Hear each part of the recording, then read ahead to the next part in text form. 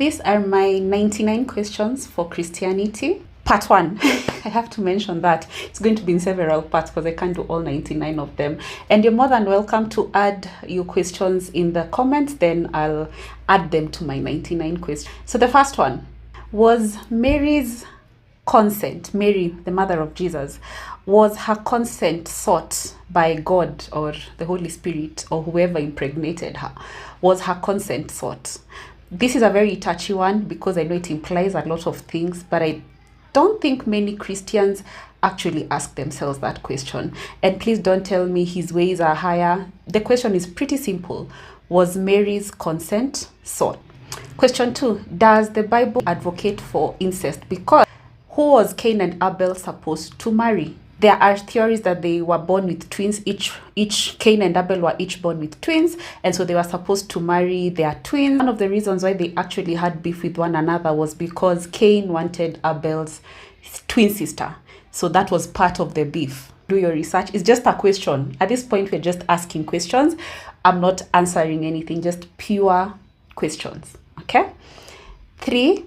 How did Lilith become a demon? Like, how was she actually demonized? I know a bit of the story about how Lilith was demonized, but how did Lilith become a demon? 4. Asherah, the wife to Yahweh. You know, in the Bible, she's characterized as a Canaanite idol. However, a lot of the beliefs we actually have as Christians come from Canaanite religion. So the story of Asherah, again, just being basically sidestepped. How did she just become an idol and not actually the consort to Yahweh? Number 5, what was the actual first miracle of Jesus? In the Quran, the first miracle of Jesus was him speaking when he was a baby and basically, literally a newborn, and basically defending the mother, because remember, Mary was a virgin, so there was a lot of shame to her being a single mom. So the first miracle of Jesus, according to the Quran, was him speaking as a newborn to defend the mother. In the Bible, the first miracle that he performed was the wedding, the turning the water into wine in the Cana of Galilee. However, there's a theory I've heard where the first miracle of Jesus was actually him resurrecting one of his friends when he was a child. So anyway, so which one is it? Which one is it between the 3? Is it him speaking as a newborn? Is it him resurrecting a child? Is it him turning water into wine? Number 6. Is Christianity a monotheistic religion, or is it really a polytheistic religion which is hiding behind the Trinity? Because there's a point where Jesus says he's sitting on the right hand of God. Are they two separate entities, or is it one entity? There's also another bit where he says that you cannot go to the Father unless through me. Okay, and there's even when he was being baptized, the father basically saying that, this is my son in whom I am pleased with. So when you look at the Bible and how God the Father is mentioned, it looks like he's separate from Jesus. So is Christianity a polytheistic religion that is actually hiding behind the Trinity to then now put itself like it's a monotheistic religion? Personally, I'd be happy if it's polytheistic because it means I can now worship Mary. My 2 cents. Because you need a woman in that whole Trinity. Yeah? And I mean, the fact that also the Holy Spirit is sometimes referred to as Sophia, and Sophia is a woman's name. Just number 7 is the devil. Personally, I don't believe in the devil. I do not believe in hell. But I think it will be prudent for Christians to actually study the idea of how the devil came to be.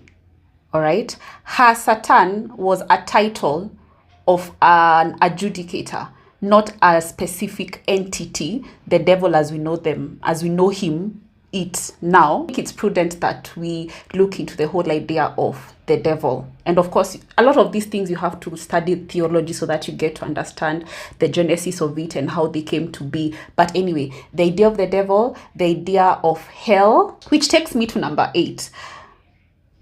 Who really created sin? In Isaiah 24 verse 7, I believe, I'll confirm, yeah? God says that he created everything. He created good and he created evil. So why are we blaming the devil for something that God actually created?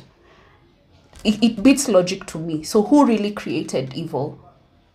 Because God says he created evil in Isaiah, right?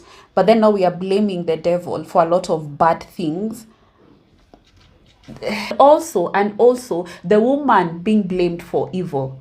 And in my mind, I'm like, God created evil, so why are we blaming the woman? Then later again, we're also blaming the devil.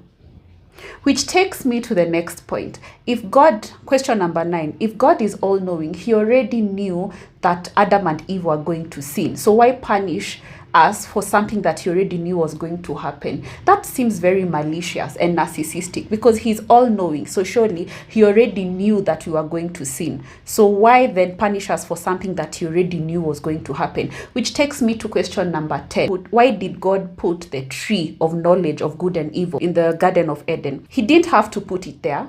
Like really, like what was the need of him to put it? Then please don't tell me about self-will and practicing our self-will. He had the power to completely not create it, but he chose to put it there. On a side note to that, according to Genesis, because the woman was the first person to eat the tree, and I'm not blaming women for evil, the fact that women were the first to eat the tree of good and evil, does it then mean that women are more knowledgeable in spiritual matters as compared to men, which then beats logic as to why men will be the ones who are then controlling religion? Again, these are just general questions. I'm not giving answers. I know some answers to some of them. I've done my research. Like I've told you, I've studied religion for quite a number of years, since I was literally in primary school. So the point of this video is not to give you answers, is to just throw questions to you, because I know some Christians may not have asked themselves these questions. If you have an answer, by the way, you can put it in the comment section. I'm more than happy to read your answer. So those are just 10 questions. I have 99 questions. So this is part 1. I'll do another part 2, and I'll add 10 more questions, and you're more than welcome to add in the comment section, and I'm going to actually add the questions you give me to the questions I'm going to ask.